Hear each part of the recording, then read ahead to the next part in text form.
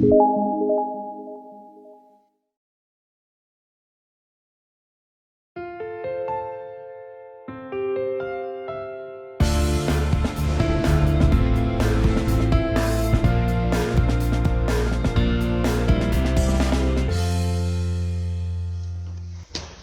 tema que a gente preparou então hoje para desenvolver é um assunto muito oportuno para o momento, que são as dores.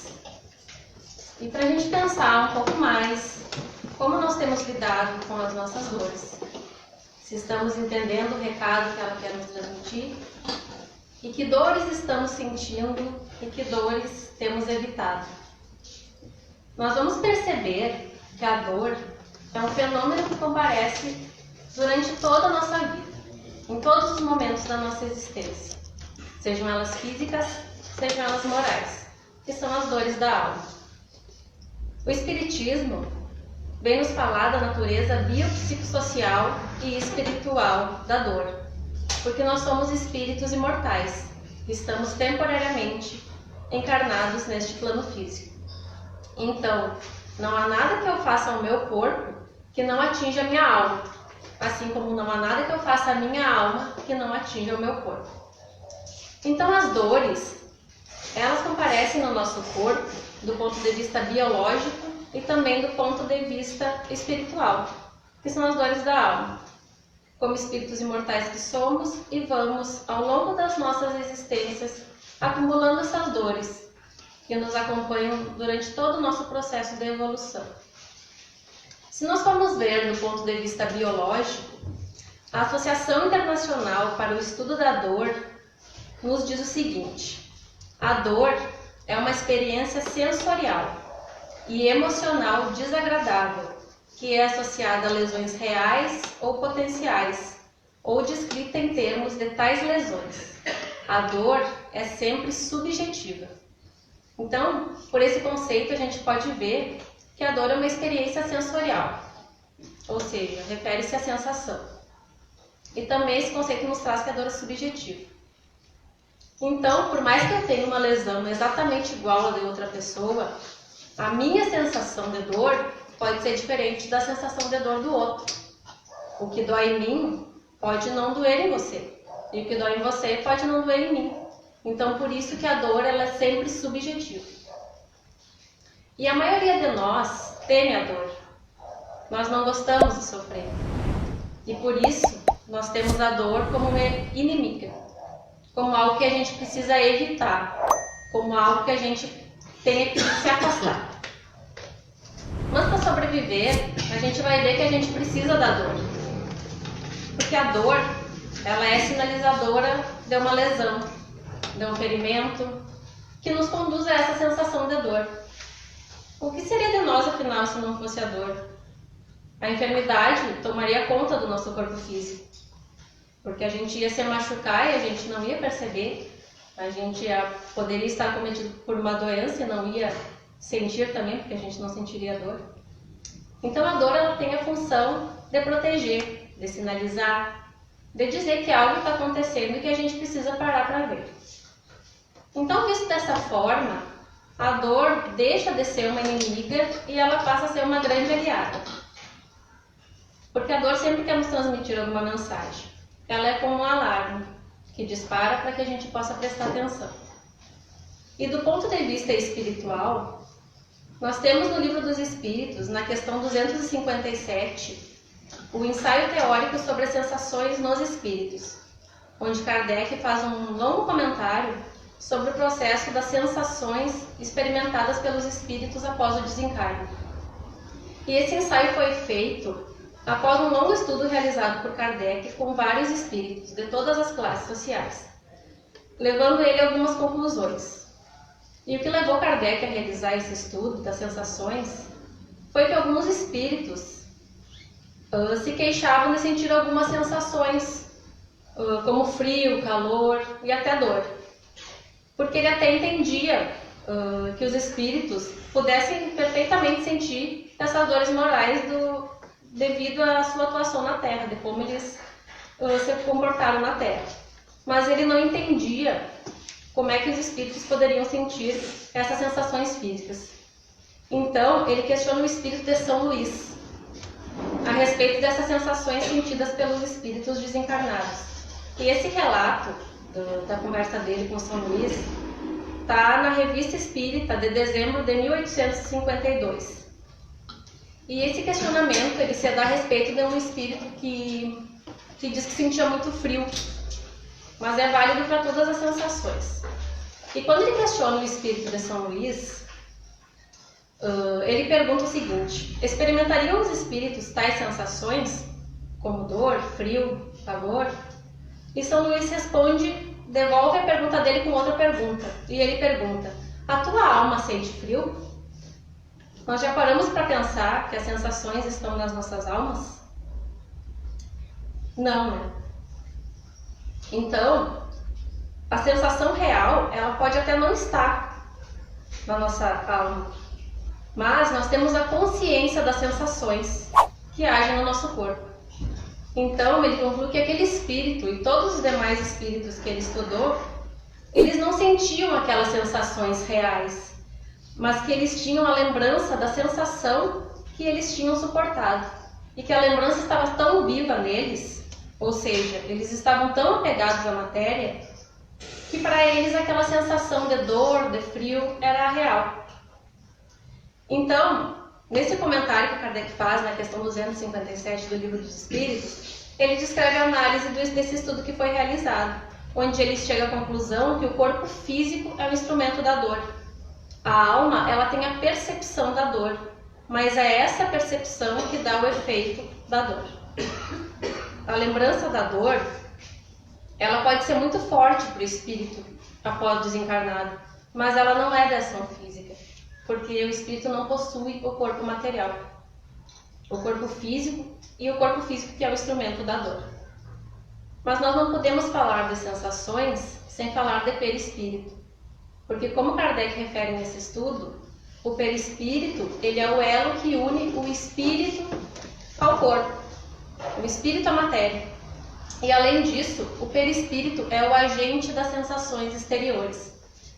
Então todos os espíritos sentem essas sensações através do perispírito. E quando desencarnados, essas sensações elas se tornam gerais, porque é uma lembrança, é um apego à matéria. Ela não é real, porque o perispírito ele se desprende do corpo físico no momento do desencarne. E isso ocorre nos espíritos que ainda estão muito presos à matéria, pelos seus atos praticados na Terra, como os vícios, os seus atos de egoísmo, de orgulho, de vaidade. Então, porque com os espíritos mais evoluídos, isso não ocorre, porque eles não se sentem tão presos à matéria para experimentar tais sensações. Então Kardec chega à conclusão de que todas as sensações descritas por esses espíritos que ele realizou o estudo são dores morais, que é um reflexo da vida que eles tiveram quando encarnados. Ou seja, essas dores sentidas pelos espíritos eram um reflexo de como eles agiram na Terra. E nós, como espíritos encarnados, possuímos o nosso corpo físico. E entre o corpo e o espírito, o perispírito, ou o corpo espiritual, que é o agente das sensações exteriores, como Kardec definiu no seu estudo. O perispírito, então, ele capta as informações tanto do meio externo quanto do meio interno. E é através do perispírito que nós recebemos essas sensações de dor do meio interno. É através do perispírito que a gente recebe essas sensações através dos nossos órgãos, ou seja, do nosso corpo material. E esses órgãos, eles nos servem de sinais que a gente sente a dor e vê que algo está errado. Então, quando nós estamos encarnados, a dor ela é real. Nós sentimos dores físicas de todas as espécies. Dor de cabeça, dor de machucado, dor nas costas e tantos outros tipos de dores que a gente tem. E o que a gente faz quando a gente sente uma dor? Nós tomamos um medicamento, não é mesmo? Ou a gente procura um médico que nos prescreve um medicamento, um tratamento para aquela dor específica. Porque a maioria das vezes a gente sabe de onde aquela dor vem. e que ela atinge um determinado ponto e que é possível um tratamento. Mas e as dores da alma? Como que faz para passar? A dor da perda, a dor do abandono, a angústia. É uma dor generalizada, ela não atinge um ponto só.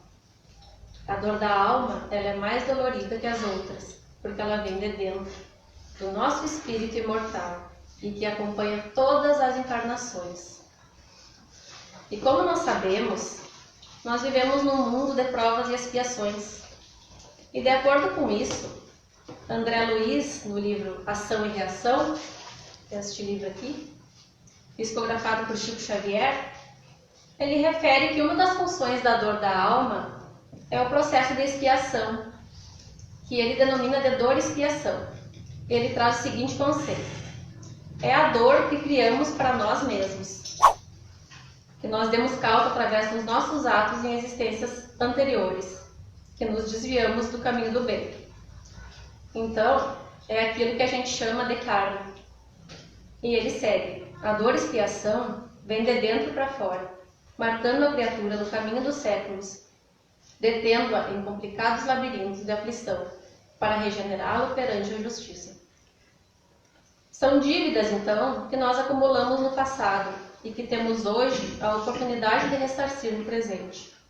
Então, a dor-expiação, ela nos convida para um resgate dos nossos débitos do passado, onde, através dela, a lei do progresso nos compele a passar por essa dor para a reeducação do nosso espírito, diante das leis divinas. Então, a dor-expiação, ela é uma reação a uma ação do nosso passado.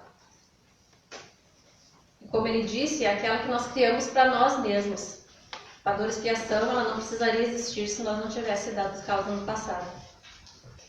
A notícia boa é que a dor-expiação, ela pode ser abrandada, ela pode ser diminuída, através do trabalho do bem, servindo aos outros, colaborando na obra divina.